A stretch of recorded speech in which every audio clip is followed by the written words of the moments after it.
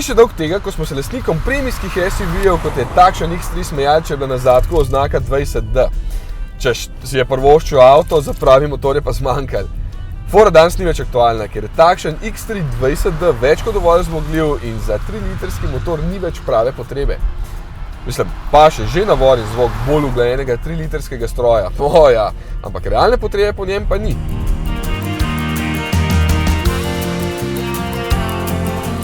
Tale motor je dovolj zmogljiv, znotraj ob pomoči izdatne zvočne izolacije, malo slišen, zunaj pa itak vseeno, če malo ropota, ne? V povezavi s tem hitrim 8-stopenjskim samodejnim menjalnikom ni veliko situacij, ko bi nad samo 190 konjički vihal nos. Avto lepo potegne, se zdi vedno prožen in pripravljen, pač motor je fajn.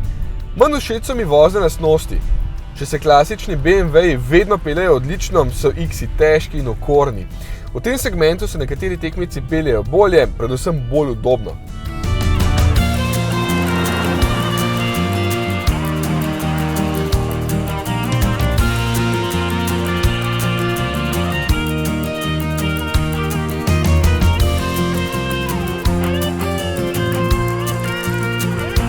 Če je udobje notranje okolje, pa moram zelo pohvaliti sprednja sedeža. Notranjost je krasna in zelo moderna, prostora pa je tudi toliko, da za večji X5 sploh ni potrebe. Sem vam ravno kar prihranil gor od denarja, ker boste namesto X5 vzeli kar X3 in samo 2-litrski motor namesto 6-valjnega, no, da ne boste preveč hiteli z naročilom, tale z vso dodatno opremo vseeno stane skoraj 80 jurčkov.